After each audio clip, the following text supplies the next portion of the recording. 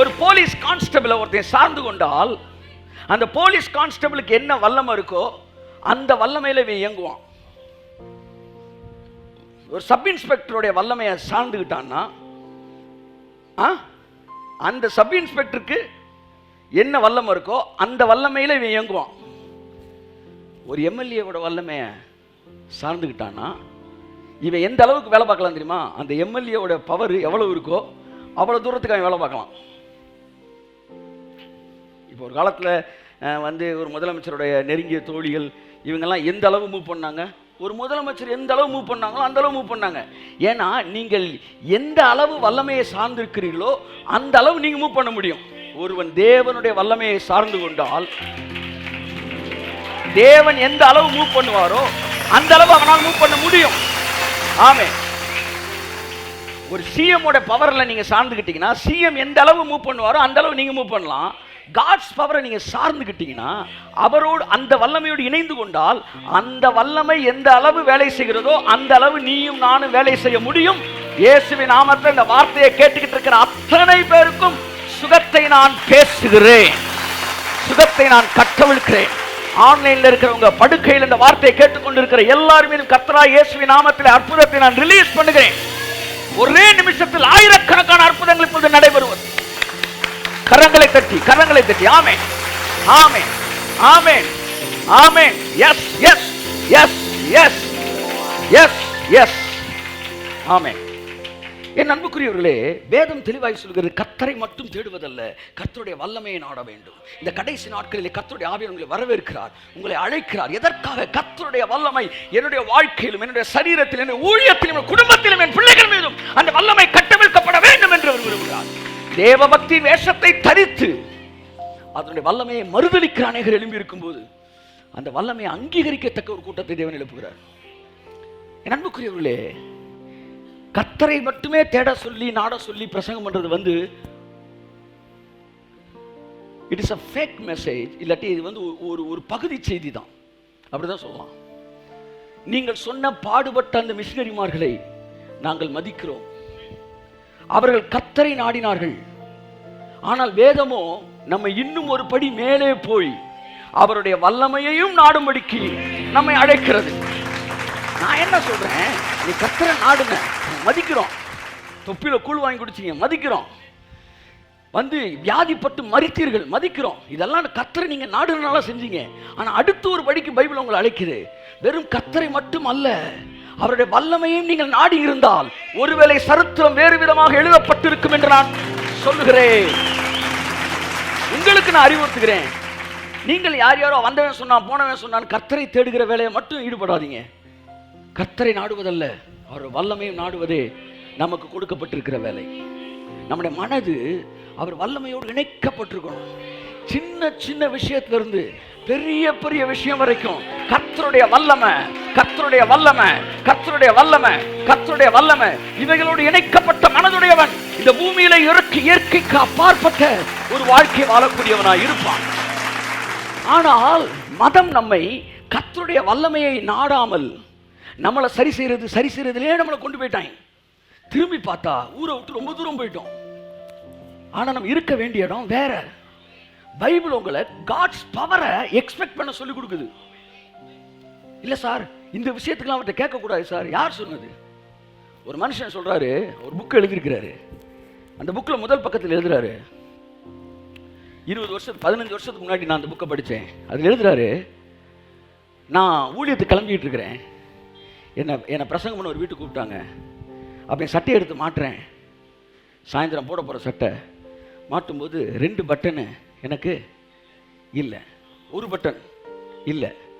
ஐயோ, இந்த பட்டனை இல்லையே, இப்போ ஏதாச்சும் ஒரு பட்டன் எடுத்து வச்சோம்னா வேறு கலரில் இருக்குமே. அப்போ எனக்கு என்ன செய்யணும்? 1 பட்டனை புதுசாக வாங்கி தைக்கவும் முடியாது, அது மட்டும் பளிச்சுன்னு தெரியும். அவர் ரொம்ப ஏழை, அவர் தான் அந்த புக் எழுதுறாரு. அப்போ நான், ஆண்டவரே எனக்கு நீங்கள் ஒரு அற்புதம் செய்யணும், எனக்கு ஒரு பட்டன் நீங்கள் தரணும், அது இதே மாதிரி லைட் ப்ளூ கலரில் இருக்கணும், இதே மாதிரி ஃபேடாக இருக்கணும். இல்லைன்னா இந்த 4 பட்டனும் புது பட்டனாக வாங்குறதுக்கு எனக்கு நீங்கள் 5 காசு தரணும், ஏன்னா எனக்கு சுத்தமாக காசு இல்லைன்னு ஜோம் பண்ணாராம். அவ்வளோ ஒரு ஏழ்மையான ஒரு இடத்துல இருந்தார். அப்போ அவர் மதியம் ஏதோ ஒரு இடத்துக்கு வந்து பனியன் போட்டுட்டு ஏதோ ஒரு வேலையை முடிச்சுட்டு ரிட்டர்ன் ஆகி வராராம். வந்துக்கிட்டு இருக்கும்போது திடீர்னு தரையில் கூர்ந்து பார்க்குறாராம். இவர் மற்ற 3 பட்டன் என்ன கலரோ அதே டிசைனில் அதே மாதிரி பேடாகி ஒரு பட்டன் கிடைக்கலாம். எடுத்து வச்சு பார்க்குறாராம், அப்படியே ஒரே மாதிரி இருக்கான். சர்ச்சுக்கு அன்னைக்கு போய் நான் பிரசங்கம் பண்ணேன். இது 15 வருஷத்துக்கு முன்னாடி நடந்தது. அவர் சொல்கிறாரு, நேற்று தான் என்னுடைய 30 கோடி ரூபா பில்டிங்கை நான் டெடிகேட் பண்ணிட்டு வந்திருக்கிறேன். ஐயத்தட்டு ஐயத்தட்டு இதுல போடு. பட்டனுக்கு நீ அவர் வல்லமையை நாடுனா தாயா, கோடிகளுக்கு அவர் வல்லமையை நீ நாட முடியும். கர்த்தரையும் அவருடைய வல்லமையை நாடுங்கள், அவர் சமூகத்தை நித்தமும் தேடுங்கள். வல்லமை சொல்லுங்க, வல்லமை, கமான், வல்லமை.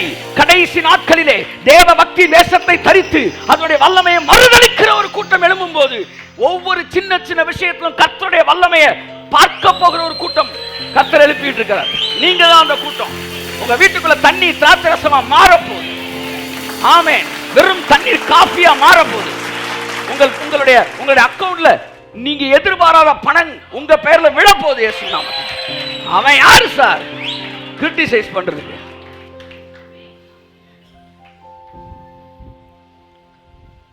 சிலான் பெண்டிகாஸ்டல் மிஷன் நடத்துகிற இயர்லி ஒன்ஸ் கன்வென்ஷன் உங்களுக்கு தெரியும். மதுரையில் நடக்கும், சென்னையில் நடக்கும். அப்போ சில கேசட்ஸ்லாம் ரிலீஸ் பண்ணுவாங்க. நான் அந்த காலத்தில் ரொம்ப அதை ஃபாண்ட் ஆஃப் அந்த விஷயங்கள்லாம் வாங்கி கேட்கும்போது அதில் அவர் பிரசங்கம் பண்ணுறாரு. இந்த மாதிரி கன்வென்ஷன் நடக்கும்போது தான் ஏழைகள்லாம் அதில் ஒரு ஊழியக்காரர் தம் பிள்ளைகளோட வந்து அட்டன் பண்ணுவாராம். அப்போ அந்த பிள்ளைங்க கேட்குமா, அப்பா அடுத்த கன்வென்ஷன் எப்பப்பா நடக்கும்னு கேட்குங்களாம். ஏன்னா அப்போ தான் 3 நேரம் சாப்பாடு கிடைக்கணும். ஏன்னா வீட்டுக்கு போனால் 3 நேரம் சாப்பாடு கிடைக்காது. வீட்டுக்கு போகும்போது கேட்டுக்கிட்டே வருங்களாம். அவர் அழுதுகிட்டு என்ன சொல்லுவாராம், சீக்கிரம் நடக்குமா, சீக்கிரம் நடக்கும். ஏன்னா 3 நேரத்தில் 1 நேரம் சாப்பாடே பெரிய விஷயம். மற்ற 2 நேரம் கடுங்காப்பி தான் போட்டு கொடுப்பாங்களாம். வீட்டுக்கு போயிருந்தப்போ ஒரு வாரம் கழிச்சு அந்த காஃபி பிளாக் காஃபி கொடுக்க கூட காசு இல்லையா. அப்போ இந்த பிள்ளை, அப்பா பசிக்குது, கடுங்காப்பி தாங்க, கடுங்காப்பி தாங்க. உடனே இவர் ஜோம் பண்ணுவோமா, கர்த்தர் தருவார் அப்படின்னு சொல்லி கிச்சனில் போய், ஆண்டவரே நீங்கள் தண்ணியை திராட்சரசமாக மாற்றின தேவனை, ஆண்டவர் என் பிள்ளைய காஃபி கேட்குது, எனக்கு காஃபி போட கூட காசு இல்லை என்று சொல்லி, நீங்கள் தண்ணியை திராட்சரசமாக மாற்ற உண்மைனா இந்த தண்ணியை நீங்கள் கடுங்காப்பியாக மாற்றுங்கன்னு சொல்லி நடந்த சம்பவங்க. நான் காதில் கட்ட இதுங்க, தண்ணியை ஊற்றி அந்த சட்டியை மூடி கொண்டு வந்து பிள்ளைய நடுவில் வச்சு நம்ம எல்லாம் கர்த்தர் கடுங்காப்பி கொடுத்துக்க ஸ்தோத்திரம் சொல்லுவோம், ஸ்தோத்திரம் ஸ்தோத்திரம் ஸ்தோத்திரம் ஸ்தோத்திரம் ஸ்தோத்திரம் சொல்லிட்டு மூடியை திறக்கிறாரா, ஆவி பறக்க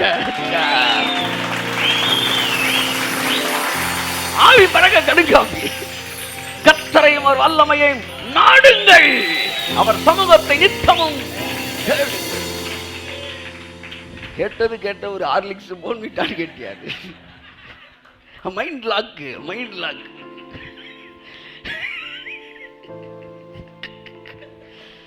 நீங்க டெல்லி வரைக்கும் போகலாம். மீட்டர் கேஜில் போகணும்னு முடிவு எடுத்தீங்கன்னா மீட்டர் கேஜில் டெல்லி வரைக்கும் போகலாம். ப்ராட் கேஜில் போகணும்னு நினச்சிங்கன்னா ப்ராட் கேஜில் டெல்லி வரைக்கும் போகலாம். நான் சொல்கிற புரியுதா உங்களுக்கு? அந்த மாதிரி வல்லமையை பார்க்கணும்னு நினச்சா வல்லமை எவ்வளோ தூரம் பார்க்கலாம். ஆனால் நீங்கள் போட்டு கொடுக்குற மெனு தான் அது ரொம்ப முக்கியம். கடுங்காப்பினா கடுங்காப்பி தான் நடந்திருக்கு. அப்போ கடுங்காப்பிக்கு இவன் சொல்லுவான், கடுங்காப்பிக்கு கர்த்தர் அற்புதம் செய்வாரா? நான் கேட்குறேன், இஸ்ரவேல் ஜனங்களுக்கெல்லாம் என்ன பெரிய பெரிய வந்து நட்சத்திரத்தில் வீடு கட்டுறதுக்கு அற்புதம் பண்ணார். அம்புட்டு சோறு திங்கிறதுக்கு, கறி திங்கிறதுக்கு, தண்ணி குடிக்கிறதுக்கு, குளிக்கிறதுக்கு, துணி துவைக்கிறதுக்கு, இதுக்குத்தான் எங்கால அற்புதம் செஞ்சாரு. கையை தட்டுங்க. எதுக்கு செஞ்சார் அற்புதம்? சாப்பாட்டுக்கு செஞ்சாரு. அவன் பசிக்குதுன்னா மண்ணா கொடுத்தாரு. அதுக்கப்புறம் கறி சாப்பிடணும்னா காடையை கொடுத்தாரு. சர்வ வல்லமையுள்ள தேவன் தான் வல்லமையை பிள்ளைகளுடைய விருப்பத்திற்காக கட்டவிழ்க்கிற தேவன். நீ பாரு, பிசாசு சொல்லுவான், ஏய் இதுக்கெல்லாம் ஒரு வல்லமையை கேட்க கூடாது, ஏய் அதுக்கெல்லாம் அப்படின்னா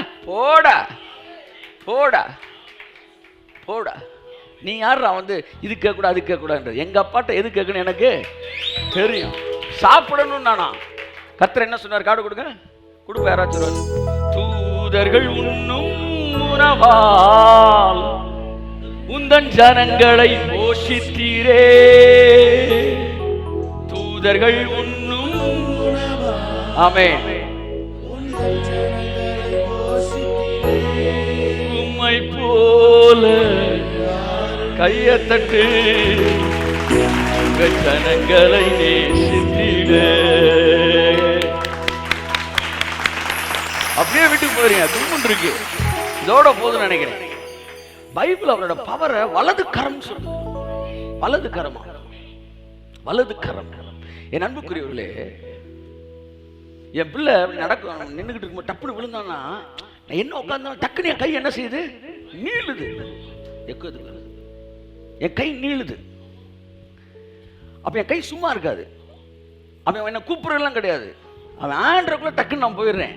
அப்ப காட்ஸ் பவர் இருக்கு பாத்தீங்களா? இந்த பவர் அவரோட வலது கரம் தான் அந்த பவரா. நீ தள்ளாடும் போது இம்மீடியட்டா அந்த பவர் வந்து உனக்கு தேவையானதை செஞ்சு முடிப்பார். அவர் கை நீளும். உனக்கு செய்ய வேண்டிய அற்புதத்தை அவர் செய்யத்தக்கதாய் ஏற்ற காலத்திலே கர்த்தருடைய கரம் அவருடைய வல்லமையின் வாழ்க்கையில் கடந்து வருது. ஆமென், ஹல்லேலூயா. தூதர்கள் உண்ணும் உணவால் உந்தன் ஜனங்களை போஷித்தீரே.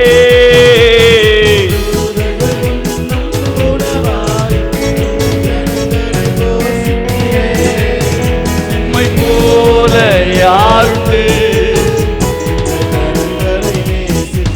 ஆமென். உம்மை போல யாருண்டு?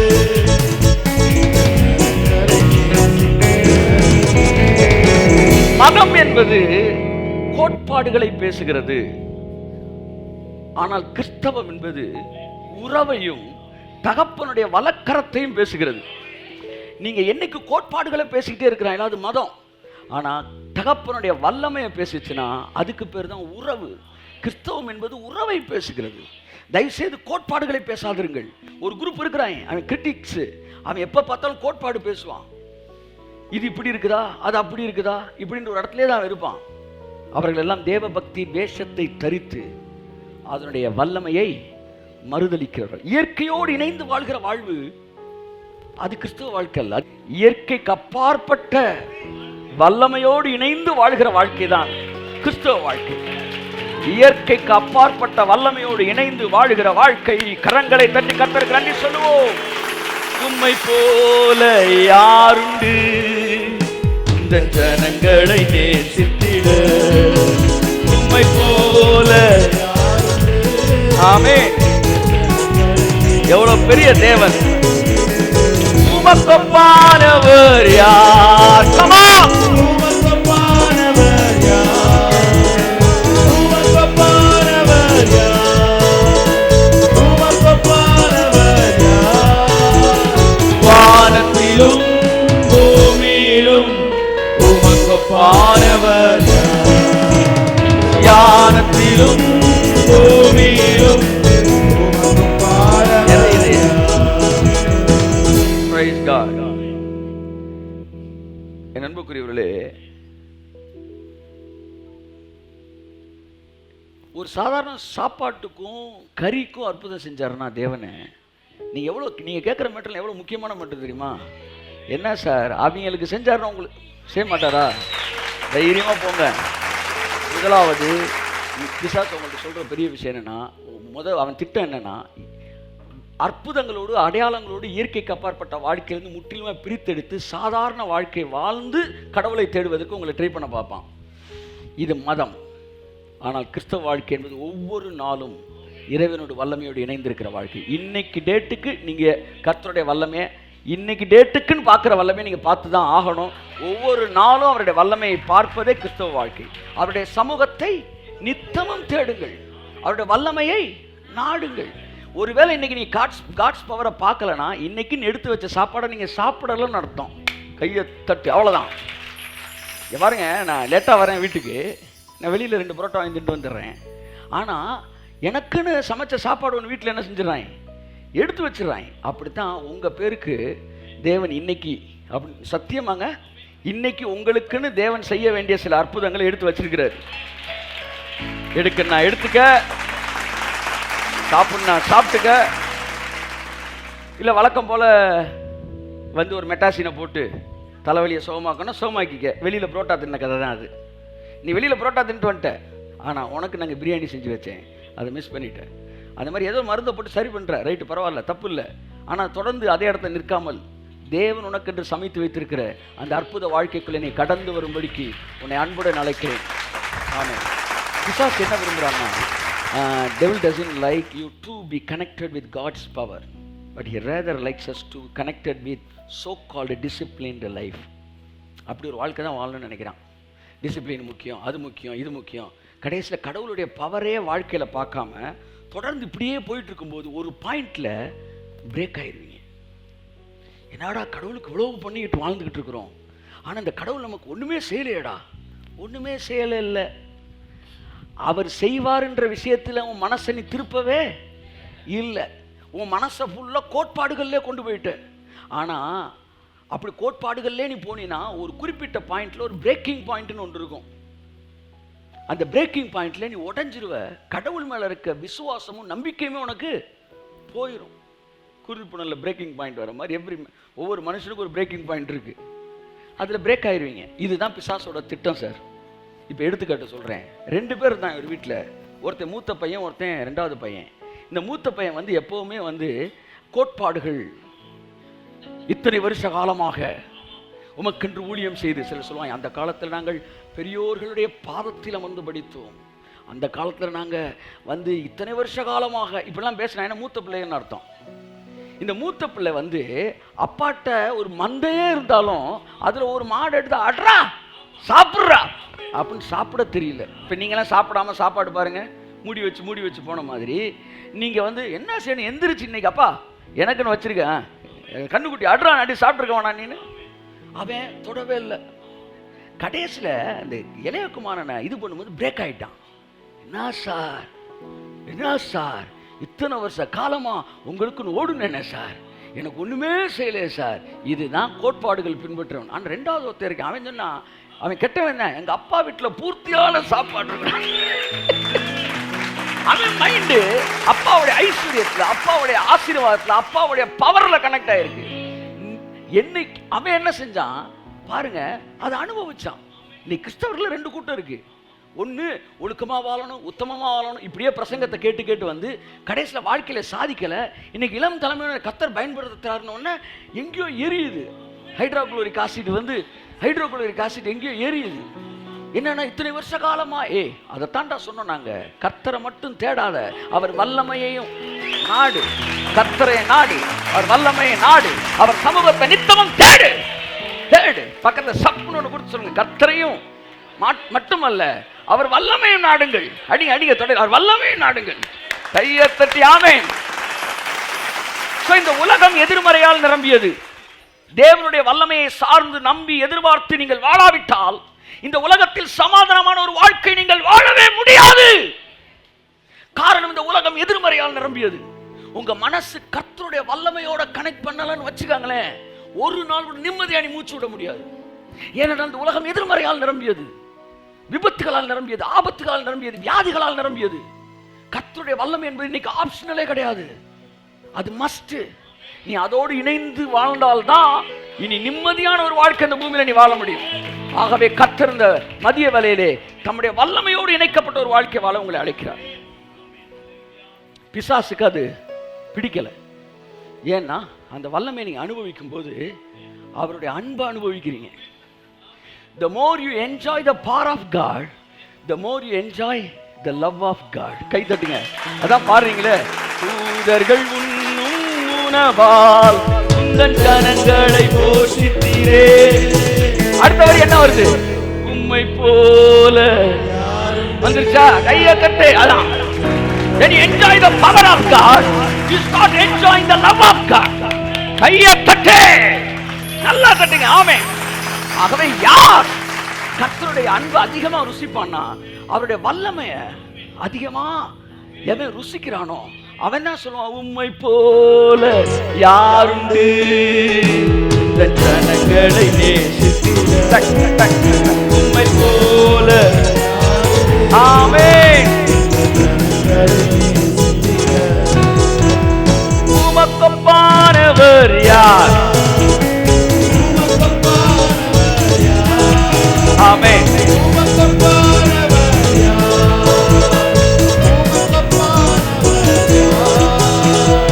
வானத்திலும் பூமியிலும் வானத்திலும்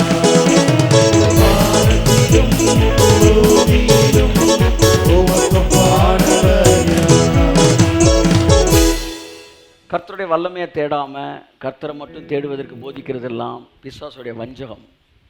அவன் கர்த்தருடைய வல்லமையை நீங்கள் நாடுவதை விரும்பவில்லை. நீங்கள் நாடுனா அவர் வல்லமையை காட்டிடுவார். ஏன்னா நீங்கள் நாடணும், அது ரொம்ப முக்கியம். மனதின் பிரமாணம்னு ஒன்று இருக்குது. அந்த பிரமாணம் அதை நாடுனா தான் செய்ய முடியும். அதனால தான் இங்கே விரும்புங்கள், ஞான வரங்களை விரும்புங்கள். ஏன்னு சொல்கிறா, நீ விரும்பினா தான் தருவார். நீதிமான் விரும்புகிற காரியம் தான் கொடுக்கப்படும். அப்போ நீ விரும்பணும். என்ன விரும்பணும்? டெய்லி நான் பவரை பார்ப்பேன், காட்ஸ் பவரை பார்ப்பேன். அவர் கரம் என் வாழ்க்கை, கர்த்தருடைய கரம் உங்கள் மேலே உங்கள் மேலே உங்கள் மேலே உங்கள் மேலே உங்கள் மேலே உங்கள் மேலே உங்கள் மேலே உங்கள் மேலே கிரியை செய்கிறதை நான் தினந்தோறும் பார்ப்பேன். சாந்து ரம ரமதி ரம ரமது ரம ரம சாந்துரி விரி விரி விரி விரி விரி. உங்கள் கண்கள் காண்கிறதோ இல்லையோ, உங்கள் வாழ்க்கையில் அவருடைய கரம் செயல்பட்டுக்கிட்டு தான் இருக்குது. வாங்க வாங்க அந்த இடத்துக்கு வாங்க. கண்கள் பார்க்கிறதோ இல்லையோ, கரம் செயல்பட்டுக்கிட்டு தான் இருக்குது. நான் சொன்னேன், ஆண்டவரே கர்த்தருடைய கரமும் அவர் வல்லமே யாருக்கு வெளிப்படும்? யாருக்கு வெளிப்படும்? ஒரு விஷயத்தை சொல்லிட்டு நான் போகிறேன். ஒருத்தர் சொன்னாங்க, ஆண்டவரே நல்லா கேட்டுக்காங்க வசனத்தை, இன்னையிலேருந்து உங்களுக்கு அற்புதம் நடக்க போகுது. உங்களுடைய நாமத்தில் பிசாசுகளை துரத்தினோம் அல்லவா, அற்புதங்களை செய்தோம் அல்லவா, அடுத்து தீர்க்க தரிசனம் உரைத்தோம் அல்லவா என்பார்கள். அப்பொழுது அவர், அக்கிரம செய்யக்காரரே என்னை விட்டு அகன்று போங்கள். இந்த வசனத்தோட என்ன தெரியுது ஜஸ்டின்னாரு. எனக்கு ஒன்றும் தெரியாண்டவரே, அக்கிரமம் பண்ணவங்க கூட அற்புதம் செய்யலாம்டா, அப்போ நீ செய்ய முடியாதா அப்படின்னு அர்த்தம். எல்லாம் சொல்லுங்க பக்கத்தை பார்த்து, அக்கிரம செய்யக்காரனே அற்புதம் செஞ்சிருக்கானா, நம்ம செய்ய மாட்டோமா? ஆமே ஆமே ஆமே. நீ கையை வச்ச அற்புதம் நடக்கும். நான் சொல்றேன், நீ கையை வச்ச அற்புதம் நடக்கும். பக்கத்து மேல கைவை இயேசுவின் நாமத்தினால இப்பொழுதே சுகம் உண்டாவதாக, இப்பொழுதே சுகம் உண்டாவதாக. யாருக்கு அற்புதம் நடக்க நினைக்கிறீங்க இப்போ ஒரு காலை போடுங்க. இயேசுவின் நாமத்தில் இப்பொழுதே சுகம் உண்டாவதாக. அவர் நீதிபரர், சர்வலோக நியாயாதிபதி. நியாயம் செய்யாதிருப்பாரோ? அக்கிரம செய்யக்காரன். தீர்க்க தரிசனம் சொல்லியிருக்கான் சார். அதனால என்ன சொல்ல வரேன்னா, நீங்க அற்புதம் செய்யறதுக்கு 1000 மடங்கு அதிகமாய் தகுதி பெற்றவர்கள். உங்கள்கிட்ட வந்து பிசாசு என்னமோ போய் சொல்லியிருக்கிறான், அதெல்லாம் நெக்ஸ்ட் லெவல். இல்லை இல்லை இல்லை, அதெல்லாம் வந்து லீஸ்ட் லெவல். இன்னைக்கு நாளையிலேருந்து இல்லை, இன்னையிலிருந்து இன்னைக்கு நீங்கள் ஒரு 5 பேருக்காச்சும் இயேசு நாமத்தில் அற்புதத்தை நீங்கள் கட்டவிழ்க்கிறீங்க. போங்க சார், போங்க சார். எவ்வளோ வந்து அமௌண்ட் வந்து லோனில் வந்து வாங்காமல் வந்து பெண்டிங்கில் கிடக்கு, எவ்வளோ கோட்டா வந்து யூஸ் பண்ணாமல் கிடக்குது. அந்த மாதிரி எவ்வளவோ அற்புதங்கள், எவ்வளோ வல்லமைகள் இந்த பூமியில் பயன்படுத்தப்படாமல் இருக்கு. ஒரு முறை வந்து ஒரு குறிப்பிட்ட ஊழியனை 8 வயதில் அவனை பரலோகத்துக்கு கூட்டு போனானா. கூட்டு போகும்போது ஒரு இடத்த காமிச்சாரான். அதாவது பேங்க் ஆஃப் பரோடா மாதிரி பேங்க் ஆஃப் ஹெவன் ஒரு ஏரியா. அந்த ஏரியாவுக்குள்ளே போகும்போது பார்த்தா ஒரு ரூமுக்குள்ளே திறக்கிறாரு. அங்கே கண்ணா இருக்கான், கண்ணா இருக்கான். இந்த பக்கம் திரும்பினா அடுத்த ரூம் கூட்டு போறாரு. அங்கே பார்த்தா நுரையீரலாக இருக்கான். அடுத்ததுக்கு போனால் ஹார்ட்டாக இருக்கான். இன்னொரு பக்கம் போனால் கிட்னியாக இருக்கான். என்ன ஆண்டவரேன்னு கேட்டாரான். சொன்னாரான், அவனை பார்த்து, டே ஒரு காரை தயாரிக்கிறவன் அந்த காருக்கான ஸ்பேர்ஸ் எல்லாம் தயாரித்து வைக்கிறான். ஏதாச்சும் ஒரு ஸ்பேர் மிஸ்டேக் ஆச்சுன்னா உடனே அந்த ஸ்பேரை கம்பெனிலேருந்து அனுப்புகிறாங்க. அப்படி தான் நான் மனுஷனை படைச்சு இந்த பூமிக்கு அனுப்பின பிறகு அவனுக்கான ஸ்பேர்ஸ் எல்லாம் வச்சிருக்கிறேன். ஒரு முறை பிறவிக்குருடன் ஒரு நேசனார்ட்ட ஜோம் பண்ண வந்தப்போ, என் குமாரன்ட்ட ஜெபிக்க வந்தப்போ, ஜெபித்த போது இங்கே இருந்து தான் ஒரு ஸ்பேர் கண்ணை நான் அனுப்பிச்சி விட்டேன் அப்படின்னா. இந்த ஜனங்கள்கிட்ட போய் சொல்லு, இந்த அறைகள் எல்லாம் நிரம்பி வழியுது, யாருமே அதை ரிலீஸ் பண்ணுறதே இல்லைன்னு. ஆமேன்னு சொல்லுங்க. ஆமேன். ஆமாம், நான் என்ன சொல்கிறேன்னா, ரிப்பேர் ஆனால் தான் மாற்றணும்னு இல்லை. ஆமாம், லைட்டாக சவுண்டு வந்தாலே மாற்றிருக்கின்றேன். ஆமாம் ஆமேன். உங்கள் த்ரோட்டை ஓக்கல் காடை இயேசு நாமத்தில் நான் மாற்றுறேன். ஆமேன். என் ஹார்ட்டை நான் மாற்றுறேன். நல்லா, எனக்கு நல்லா தான் இருக்குது. புதுசாக போட்டுவிட்டு இன்னும் நல்லா இருக்கும்ல, அப்படி ரீப்ளேஸ் பண்ணுங்க. என் கிட்னி மாற்றுறேன். ஆமாம், ஒரு இளைஞனுக்குரிய கிட்னியா. ஆமேன். இயேசு நாமத்தில் என் ஐ சைட்டு இயேசு நாமத்தில் ரீப்ளேஸ் ஆவதாக. ரீமா நா ஷா கரா பலா துராபா. தேவபக்தி வேஷத்தை தரித்து அதன் பலனை மறுதளிப்பது 19வது வகை வியாதி. உங்களுக்குள்ள இந்த வியாதி வராதிருப்பதாக. தேவபக்தி வேஷத்தை தரிச்சுட்ட, அப்புறம் அந்த பலனையை நீ மறுதளிக்கிற, அதன் வல்லமையை நீ மறுதளிக்கிற. பிசாசு அதை மறுதளிக்கிறா. ஏன்னா ஒண்ணு, அவருடைய அன்பை நீ உணர்ந்துருவ. அதனாலதான் இன்னைக்கு சில அற்புதங்களை தேவன் நமக்கு வெளிப்படையா செஞ்சால் வெளியில சொல்ல முடியல. அதெல்லாம் பவுல் சொன்னாங்க, 14 வருஷத்துக்கு முன்னாடி ஒரு மனுஷனை அறிவேன். ஏன் நான் தான் போனேன்னு சொல்லலாம்ல. ஏன்னா நம்பக்கூடிய ஆள் உள்ள இல்ல, கேள்வி பண்றதுக்கு ரெடியா இருக்கிறான். அடுத்து இன்னொரு குரூப் வந்து அந்த அதை நேரடியாக சொல்லலை. அதனாலதான் அநேக தீர்க்கதரிசிகள் தங்கள் வாழ்க்கையில தேவன் இயற்கையை பார்ப்பட்ட காரியங்கள் ஒரு மனுஷனே அறிவேன்னு சொல்லி சொல்றாங்க. எலியாவை போஷித்தது எத்தனை பேர் நீங்க கேள்விப்பட்டிருக்கீங்க? எலியா எத்தனை பேர் வந்து பைபிள்ல தெரியும் உங்களுக்கு? எலியா போஷித்தது எத்தனை ஊழியர்களை தேவன் போஷிச்சிருக்கிறார். ஆட்களை வச்சு போஷித்ததை சொல்லல, ஆளே இல்லாம கொண்டு வந்து நிப்பாட்டினது.